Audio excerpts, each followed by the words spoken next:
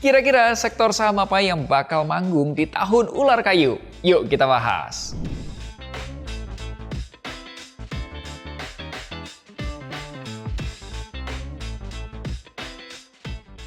Hai, ketemu lagi nih bersama saya Melvin Mumpuni. Akhir bulan Januari 2025, tepatnya Rabu 29 Januari, warga Tionghoa merayakan Tahun Baru Imlek.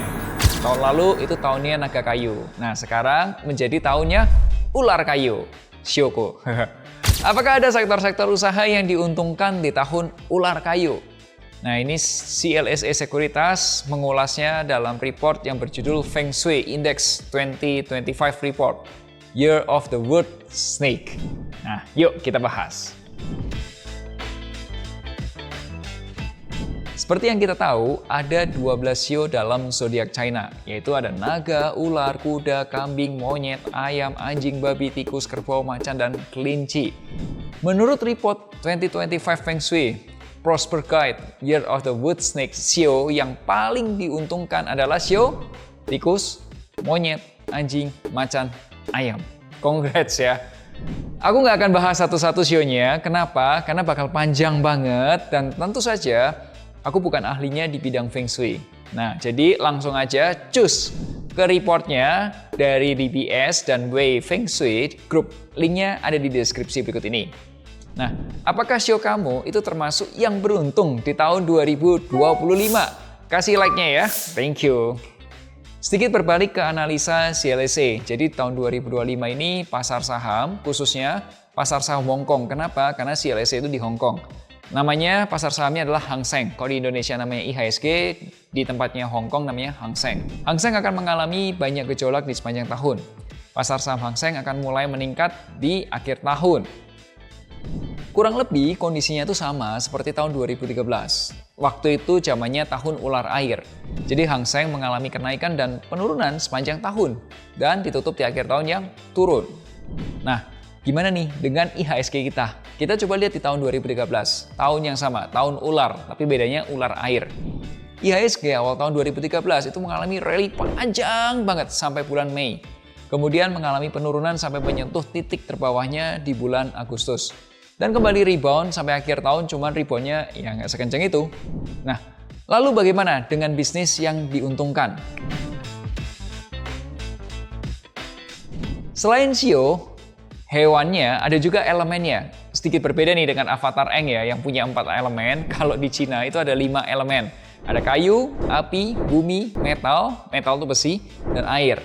Tahun ini elemennya adalah kayu atau wood. Elemen yang paling diuntungkan adalah elemen kayu dan juga elemen air.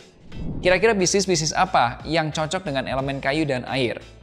Yang bisnis elemen kayu, contohnya apa? Perkebunan. Di Indonesia itu ada beberapa emiten yang termasuk perkebunan, contohnya perkebunan sawit. Ada ALI, LSIP, SIMP, dan lainnya.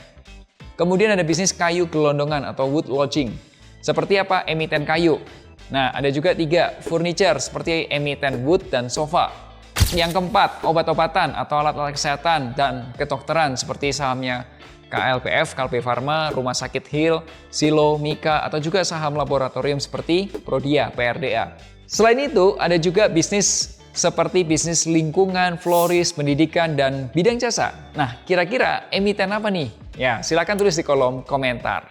Elemen berikutnya adalah elemen air. Bisnis elemen air seperti apa? Perjalanan dan transportasi. Contohnya sahamnya Bluebird, Bird, atau Panorama, PANR.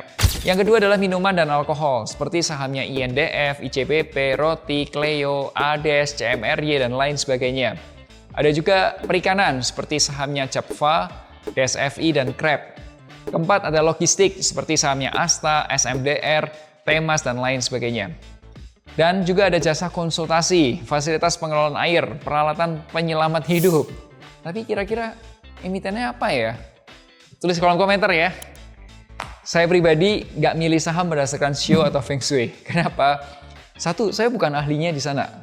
Dan kedua, periode investasi saya di saham itu lebih dari 1 tahun. Saya membaca Feng Shui tapi saya tidak mengambil keputusan karena Feng Shui. Strategi investasi saya tetap menggunakan analisis fundamental. Lihat kinerja perusahaannya, lihat rencana depannya mau ngapain, dan lihat harga perusahaannya atau valuasi sahamnya. Oh iya, kalau tahun 2025 kamu mau serius investasi tapi masih perlu pendapat dari ahli yang lebih objektif atau butuh pendampingan contohnya, kamu juga dapat berkonsultasi mengenai investasi dan perencanaan keuangan di Finansialku. Caranya hubungi aja nomor berikut ini, boleh juga di WhatsApp ke link berikut ini. Kamu boleh nanya-nanya dulu ke adminnya, cara konsultasinya gimana, harganya berapa, dan apa yang didapat setelah konsultasi. So, ingat selalu hargai kerja kerasmu, share kalau kamu suka video ini. Sampai jumpa di Melek Finansial hari Rabu depan. Akhir kata, make a plan and get your financial dreams come true. Tonton juga playlist investasi.